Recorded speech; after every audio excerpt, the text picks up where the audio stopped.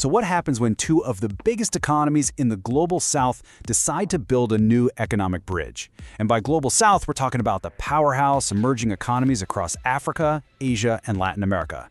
This isn't just about handshakes and photo ops, believe me. This is about reshaping trade, power, and really the future of the global economy, connecting Africa and Latin America in a way we've never seen before. It's a massive question, right?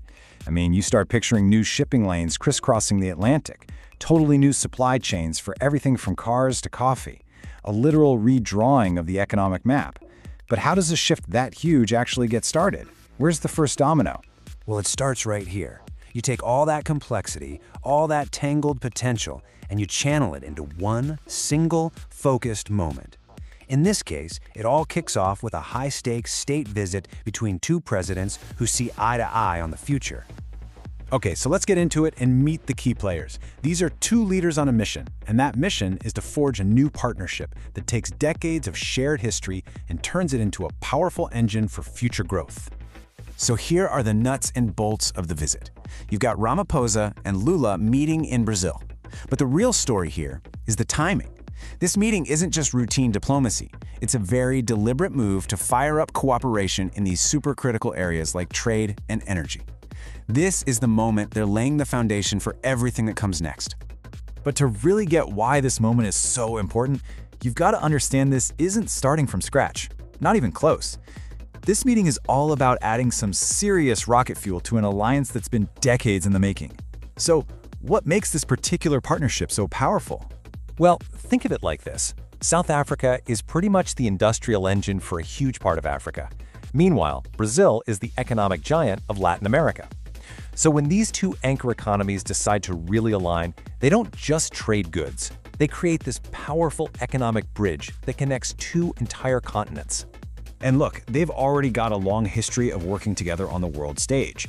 They're both founding members of BRICS, the economic bloc with Brazil, Russia, India, China, and South Africa, and they're in the G20.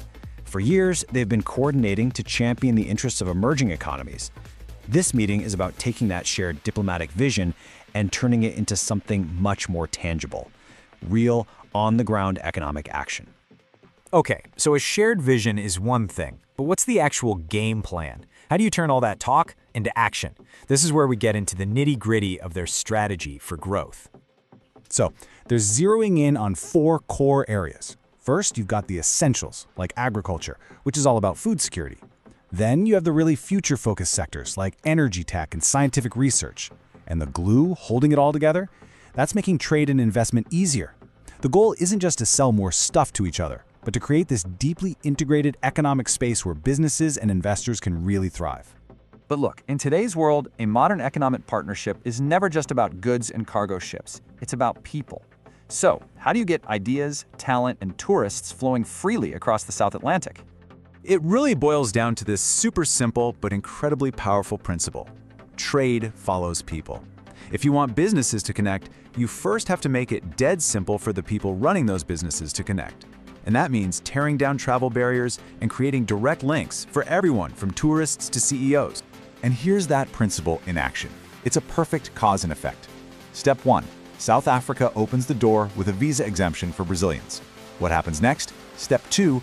Airlines see the new demand and relaunch direct flights between hubs like Johannesburg and Sao Paulo. And the result of that is this amazing flywheel effect. More travel leads to more business deals, which leads to more tourism, and the whole thing just keeps spinning faster. All right, so this is all great for them, but why should the rest of the world care about a meeting between two countries?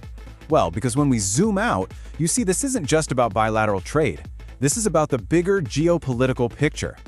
It's all part of this huge strategy called South-South economic integration. And the idea is actually pretty straightforward. Instead of just relying on the traditional trade routes with North America and Europe, emerging economies are deliberately building their own powerful economic networks. Especially now, in a world where global supply chains feel a little shaky. This is a conscious choice to create new pathways for growth totally on their own terms. And what makes this partnership so potent is how well they complement each other. They're both powerhouses when it comes to commodities and agriculture. They both have serious industrial and manufacturing capabilities, and they both have these huge, growing consumer markets. You add all that to their political clout in groups like BRICS and the G20, and yeah, you're looking at a truly formidable economic force. And check out this quote from analysts, because it really nails the long-term significance. The decisions being made here aren't just for a press release.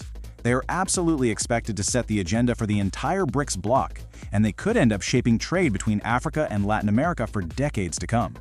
So, we end up right back where we started, with a really big question. As these two regional giants forge this deeper partnership, are we actually watching the creation of a whole new model? A blueprint for how the rising economies of the global south are going to build their own networks, on their own terms, to define the future of the world economy? Now that's something to think about.